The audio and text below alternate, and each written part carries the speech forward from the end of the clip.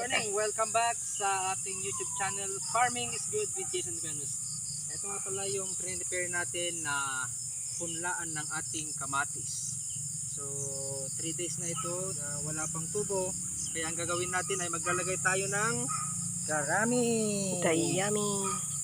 Ito yung gayami guys ay pwede natin gamitin ito para yung moisture niya ay manatili. So ganito lang guys, oh, paglalagay. Siguro mga 3 days ay pwede na itong tanggalin.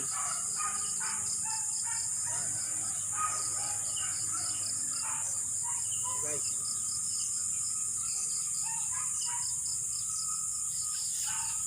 Paglalagay ng gayami para madali itong tumubo.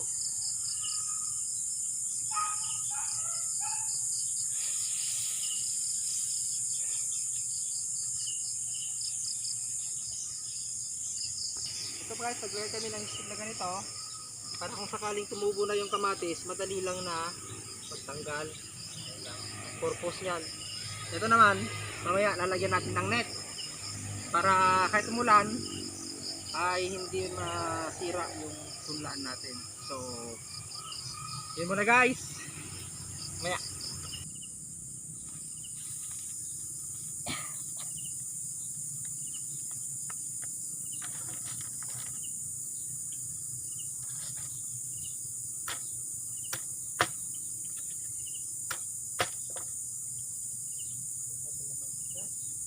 May isda.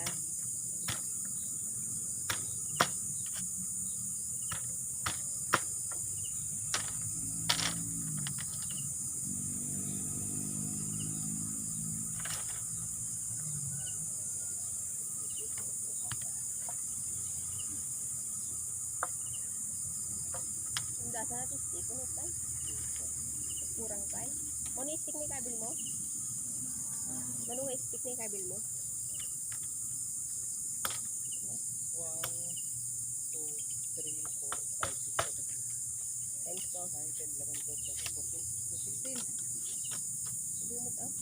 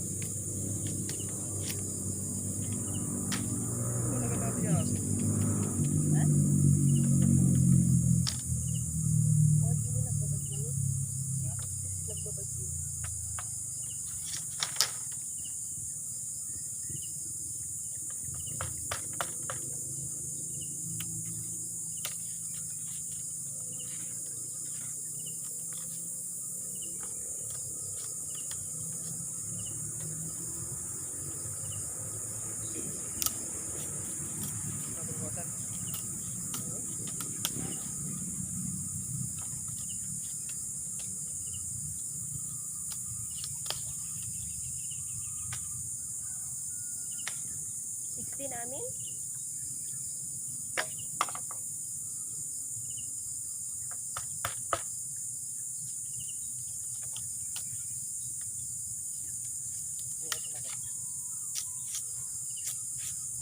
pabawar pabaor pabawar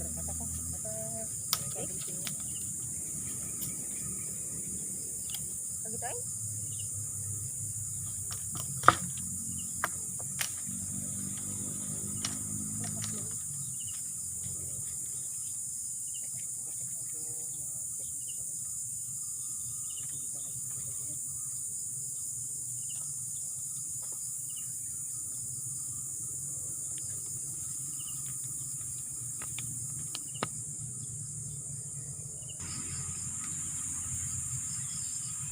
So ganito lang guys yung gagawin natin. Maglalagay tayong ng net para hindi tangayin ng hangin ang farming.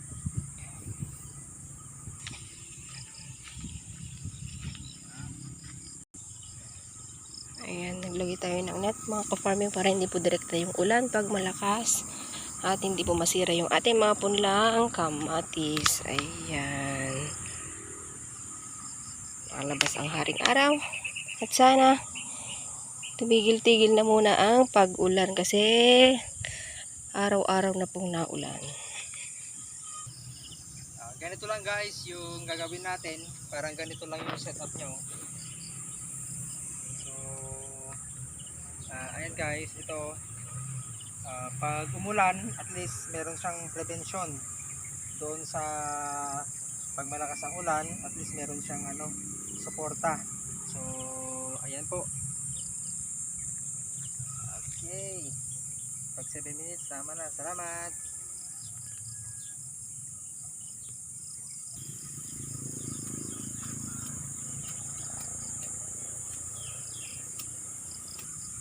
Hello guys, gagawa tayo ng itatali na natin tong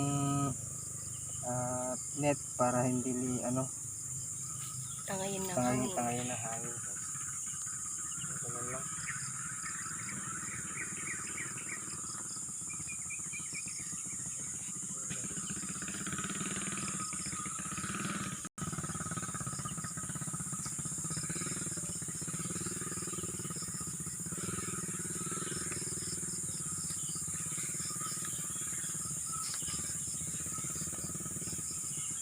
Ayan. Have a good day everyone. God bless po. Salute to all farmers.